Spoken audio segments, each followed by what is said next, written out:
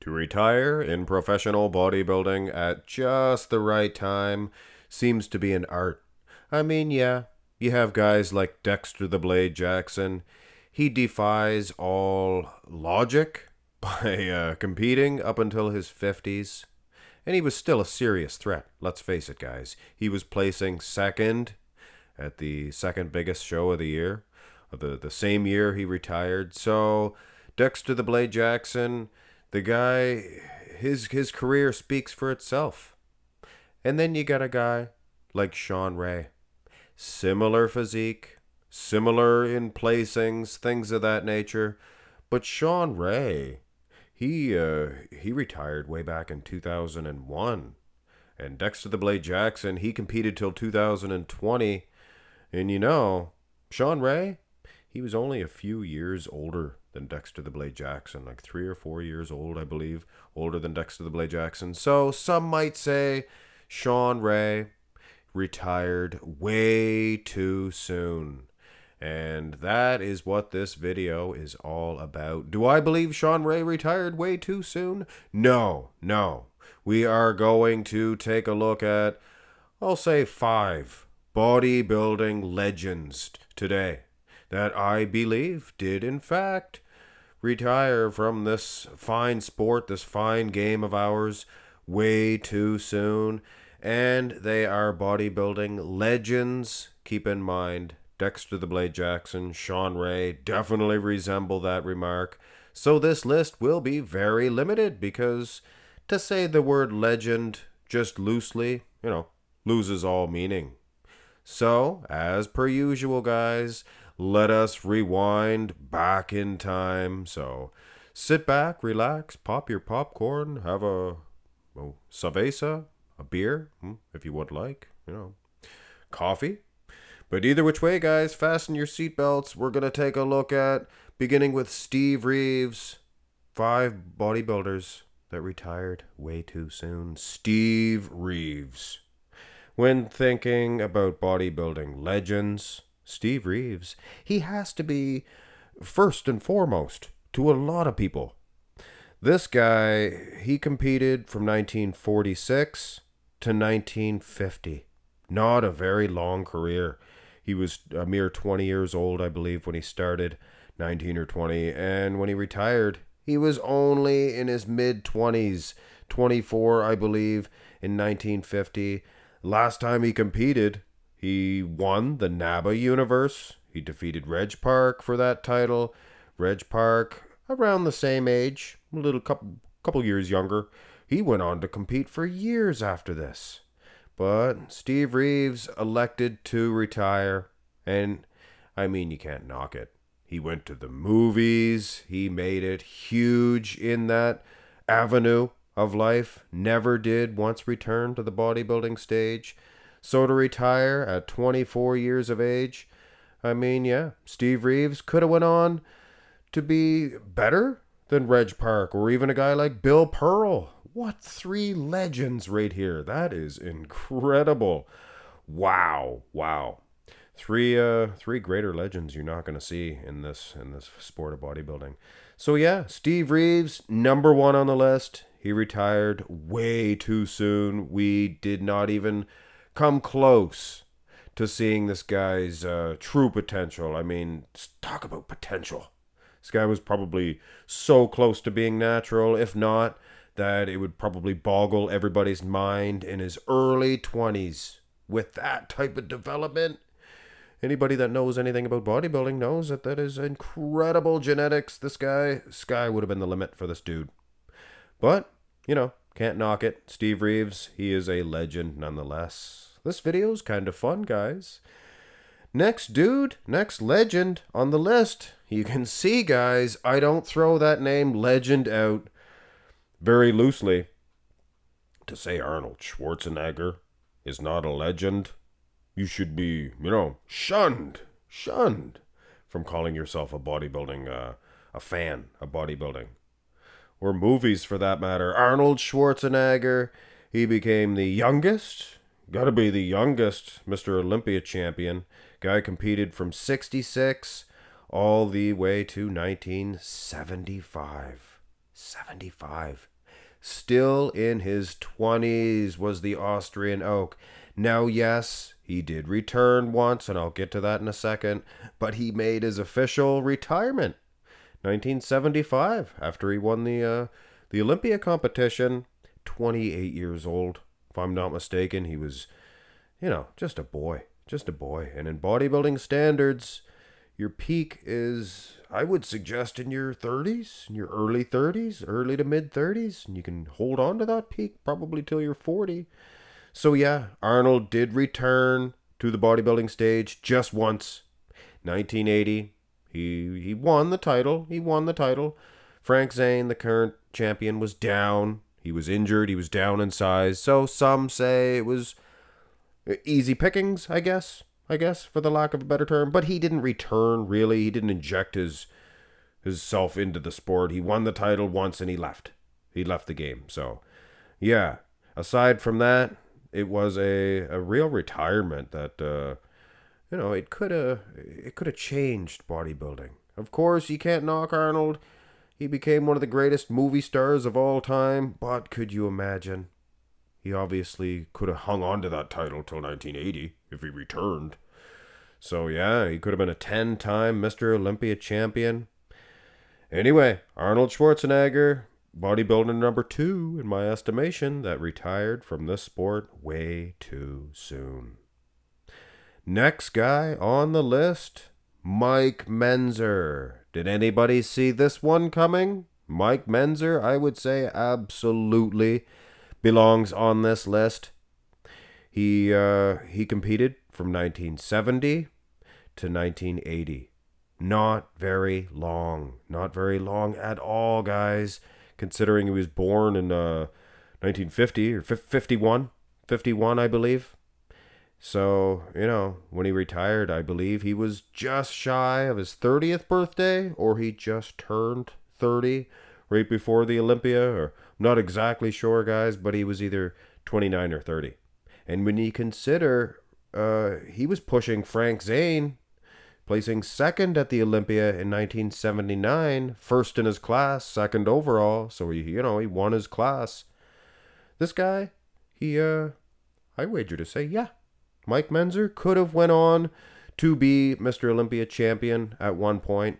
Sadly, in 2001, he passed on. But man, oh man, after that 1980 Mr. Olympia, Arnold returned, and I don't really want to get into that a whole big bunch, but I mean, to explain to you guys why Mike Mentzer retired, I mean, you really have to. It was when Arnold returned, like I said, in 1980. Little bit of politics were involved, and I hate to say, anything bad about the IFBB, but you guys can do your own homework on it and make your own judgments on it. Mike Mentzer, along with several other bodybuilders, were so upset at Arnold returning that they boycotted, or they tried to boycott, the 81 Olympia, including Frank Zane. A lot of them didn't show up, but most of them did return to the IFBB after that, except for Mike Mentzer. He was so upset about the whole situation that he never did return. Sadly. And what's the most sad part about it, I think, or the saddest part about it is, the relationship between Arnold and Mike Mentzer. These guys could have been great friends. They could have morphed their high intensity training with the volume and do a conglomeration. Certain muscles deserve certain workouts and other muscles deserve the volume. They could have been the best of buds, could have revolutionized training and bodybuilding, could have made for some of the best bodybuilders of all time. And speaking of which, that is a great segue into the next bodybuilding legend that, in my opinion, retired way too soon. And I know, this is Lou Ferrigno, by the way. I know some of you are thinking, but Mark's Max Muscle, Lou Ferrigno competed until his 40s. Yes, he did, but let me explain. Lou Ferrigno, he was a force to be reckoned with. He was beating everybody back in the early 70s. I mean, the guy was in his early 20s. Sky was the limit for this dude. And as we all know, he placed third. He placed third, not even second. He placed third in 1975 to Arnold Schwarzenegger. Come on, Louis, big Louis. And in doing so, he was so upset that he retired. He retired. Seemingly, he stuck around. He claimed he was going to return at some point in time, but he got one sweet gig playing the Incredible Hulk on the hit series, The Incredible Hulk. You guys remember that? Bill Bixby, Lou Ferrigno, the star of that show. So realistically, probably made the right move. And he's probably more famous because of that. But I mean, you see pictures of him and Frank Zane. It was back in 74. So Lou got second to Arnold in 74. And considering Frank Zane captured the title in 76, 77, 78, 77, 78, 79.